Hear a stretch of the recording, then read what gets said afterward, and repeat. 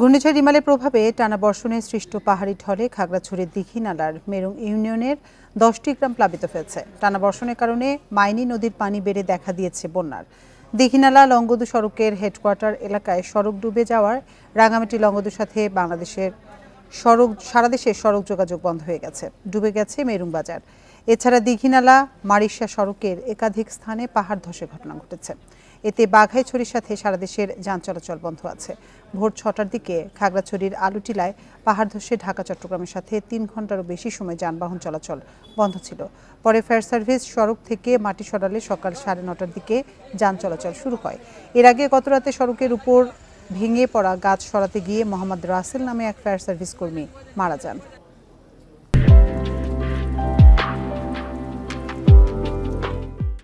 এ বিষয়ে বিস্তারিত জানাতে খাগড়াছড়ি থেকে আমাদের সাথে যোগ দিচ্ছেন সহকর্মী সমীর মল্লিক। সমীর, ঝড়ের কি প্রভাব পড়েছে আর সড়কের পরিস্থিতি স্বাভাবিক করতে কি ব্যবস্থা নেওয়া হয়েছে?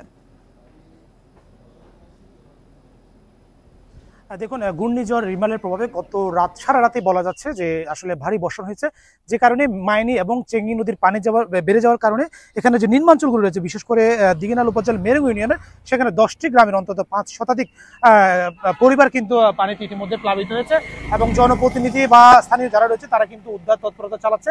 তবে এখনো পর্যন্ত আসলে প্রশাসনের পক্ষ থেকে, বিশেষ করে উপজেলা প্রশাসনের পক্ষ থেকে সেখানে কিন্তু কেউ যায়নি। আমরা সকালে যে বিষয়টা দেখেছি, খাগড়াছড়ি থেকে যে সড়কটি লংগদুর দিকে চলে গেছে সেখানকার হেডকোয়ার্টার এলাকায়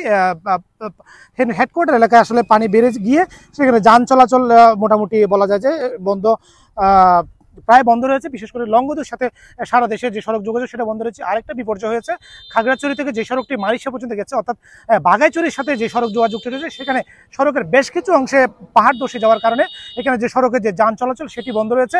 এবং এই বিষয়টা নিয়ে আমি খাগড়াছড়ি সড়ক বিভাগের সাথে কথা বলেছি। তারা বলছে মাটি সরানোর কাজ সকাল থেকে শুরু হয়েছে। মাটি এর ইতিমধ্যেই ছোট যে যানবাহনগুলো সেটা চলাচল করছে এবং ভারী যে যানবাহনগুলো রয়েছে সেগুলো চলাচল করতে আরও সময় লাগবে। এবং সকাল 6টার দিকে কিন্তু খাগড়াছড়ি যেটা প্রধান সড়ক, অর্থাৎ আপনার খাগড়াছড়ি থেকে যে সড়কটি ঢাকা বা চট্টগ্রামে গেছে সেই সড়কটিতে কিন্তু সকাল 3 ঘন্টা অন্তত যান চলাচল বন্ধ ছিল। মাটি সরানোর কাজ শেষে সকাল 9টার দিকে সড়কে যে যান চলাচল সেটি পুনরায় স্বাভাবিক হয়।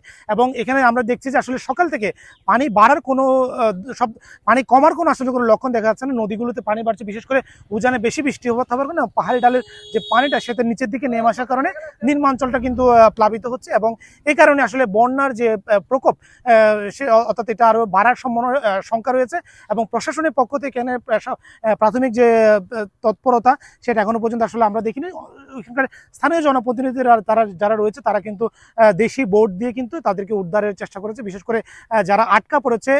তো আসলে এই একই সাথে খাগড়াছড়িতে আপনি জানেন গতকাল রাতে খাগড়াছড়ি সড়কে প্রধান সড়কের উপর একটি গাছ ভেঙে যাওয়ার কারণে সেখানে সরাতে গিয়ে পরবর্তীতে বিদ্যুৎ স্পর্শ হয়ে মোহাম্মদ রাসেল নাখন ফায়ার সার্ভিসের একজন কর্মী তিনি হাসপাতালে মৃত্যুবরণ করেছে। এবং খাগড়াছড়ি শহরের যে নিম্নাঞ্চলগুলো রয়েছে, বিশেষ করে গঞ্জপাড়া সহ শহরতলির যে গ্রাম রয়েছে সেখানেও প্রায় 3 শতাধিক পরিবার তারা কিন্তু এখন পর্যন্ত পানির নিচে রয়েছে। এবং বিষয়টা নিয়ে আমরা খাগড়াছড়ি জেলা প্রশাসনের পক্ষ থেকে জেলা প্রশাসনের সাথে কথা বলার চেষ্টা করেছি।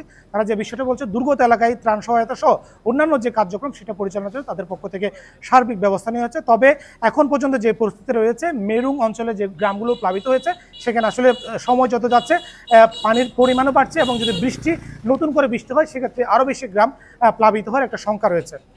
খাগড়াছড়ি থেকে জানাচ্ছিলেন সহকর্মী সমীর মল্লিক।